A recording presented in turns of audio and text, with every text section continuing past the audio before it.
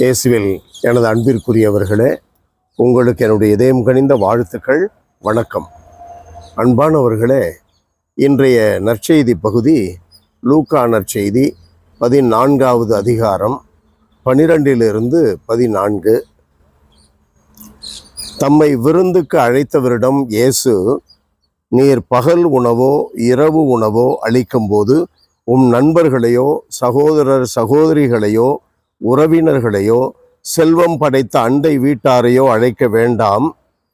அதற்கு பதிலாக ஆண்டவர் இயேசு சொல்லுகிறார், ஏழைகளையும் உடல் ஊனமுற்றோரையும் கால் ஊனமுற்றோரையும் பார்வையற்றோரையும் அழையும் என்று.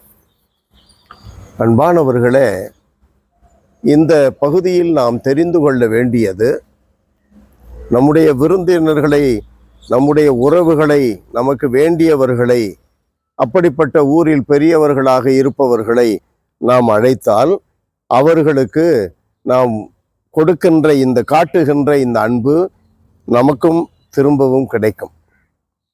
அவர்களும் நம்மை ஒரு நாள் அழைப்பார்கள், கொடுப்பார்கள். கொடுக்க முடியாத நிலையிலே இருக்கிறவர்கள், ஏழைகள், ஊனமுற்றவர்கள், அவர்களை அழைத்து உணவு கொடுங்கள், விருந்து படையுங்கள். அவர்களால் கொடுக்க முடியாததாகையால் கடவுள் உங்களுக்கு நிலைவாழ்வை தருவார். ஆண்டவருடைய அற்புதமான போதனை.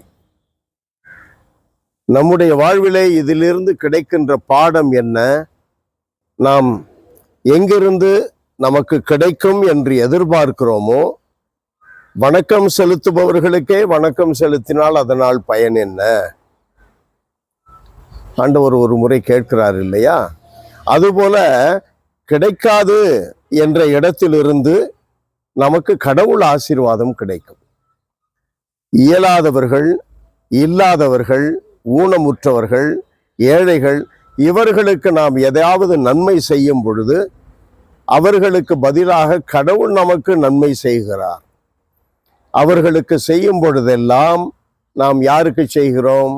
பொது தீர்வையின் அந்த பிரசங்கத்திலே ஆண்டவர் இயேசு என்ன சொல்லுகிறார்? 25வது அதிகாரம் மத்தேயு நற்செய்தியிலே 34 44 வரை வாசிக்கிறோம். அவர்களுக்கு செய்வதெல்லாம் எனக்கே செய்தீர்கள்.